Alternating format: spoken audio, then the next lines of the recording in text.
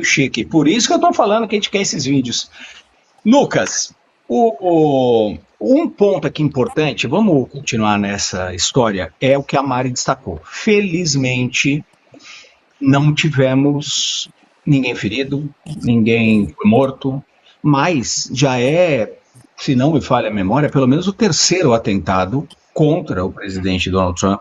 na história recente. Um deles chegou muito perto de fato atingir o presidente, chegou a atingir a orelha dele, né, durante a campanha eleitoral. Por que a política nos Estados Unidos, afinal de contas, é tão violenta, Lucas? Olha, Américo, Mariana, o interessante na conexão entre jornalistas e historiadores é que os dois se debruçam sobre a história e nós, os historiadores, de forma diferente. Então, quando a Mari faz esse relato, que com certeza estará nos arquivos nos próximos anos, relatando uma experiência traumática, mais uma vez, para a história deste país, eu já começo a olhar mais uma vez os livros para tentar entender qual é o contexto histórico exatamente daquilo que aconteceu nesse jantar dos correspondentes. Até porque cada detalhe tem um significado muito importante. E o ponto mais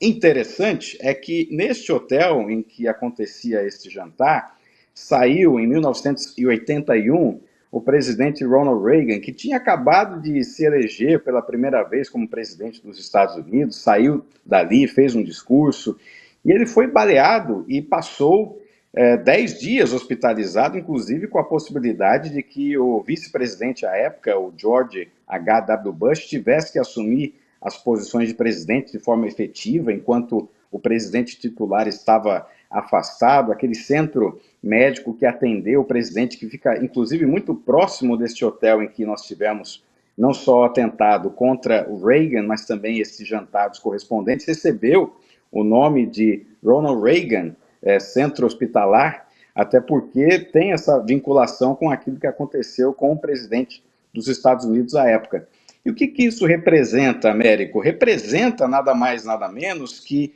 mais uma vez, estamos diante de uma situação que mostra que para os Estados Unidos, para a cultura política dos Estados Unidos, a violência é sempre uma opção. E é uma opção que existe não é simplesmente porque estamos hoje em um ambiente polarizado e que há um ambiente de incitação mais forte, mais frequente a adversários políticos. Se você olha para a história, você vai ver que desde o final da Guerra Civil Americana, ali durante a gestão de Abraham Lincoln, aqui mesmo em Washington, este presidente que foi fundamental para preservar a união dos Estados Unidos diante de uma situação de secessão, ele foi assassinado por alguém que discordava daquilo que o presidente representava, e depois, se nós caminhamos para 1963, quando o John F. Kennedy desfila a carro aberto na cidade de Dallas, ele é assassinado ali, o seu irmão, que foi candidato a presidente na eleição de 1968, ele era candidato dentro do Partido Democrata, nomeação pelo Partido Democrata, ainda não candidato efetivo, mas antes mesmo de ser confirmado o seu nome como candidato, ele também é assassinado em um hotel na Califórnia. Se você passa mais um pouco no tempo, temos a história deste atentado contra o presidente Reagan em 81. 2024, e o Américo menciona muito bem, duas tentativas, né, contra o então candidato, o ex-presidente, agora presidente Donald Trump, um na Pensilvânia, o outro na Flórida, agora mais uma circunstância em Washington.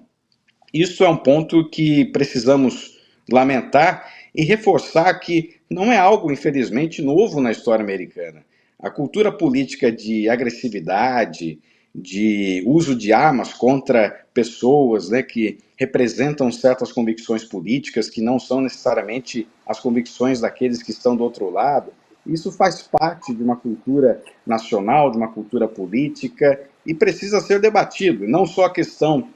da segurança do presidente dos Estados Unidos, que é uma questão de fato alarmante e que precisa ser sempre rememorada, rediscutida, mas de uma cultura política que se alimenta desde o final de uma guerra civil e também que passa pelo século XX e que continua se alimentando ao longo do século XXI. é um detalhe bem interessante de se olhar, principalmente de um contexto histórico que mostra que isso é parte, sim, de uma cultura política de violência que, infelizmente, hoje é mais do que natural no contexto americano. Embora a gente sempre tenha que condenar a violência na política, e não tem espaço para violência na política, é uma contradição total, né? Nós estamos, o tempo voa aqui, como a Amanda acabou de escrever, nossa diretora aqui no programa, a gente precisa mudar de assunto, só queria fazer uma rápida observação. Você mencionou a tentativa de assassinato contra o ex-presidente, na época presidente Ronald Reagan, lembrando que um dos fotógrafos que registrou aquela cena foi o Sebastião Salgado, que recentemente também nos deixou e era um dos repórteres fotográficos ali registrando aquelas cenas históricas de mais um ato de violência na política americana e que felizmente o presidente Ronald Reagan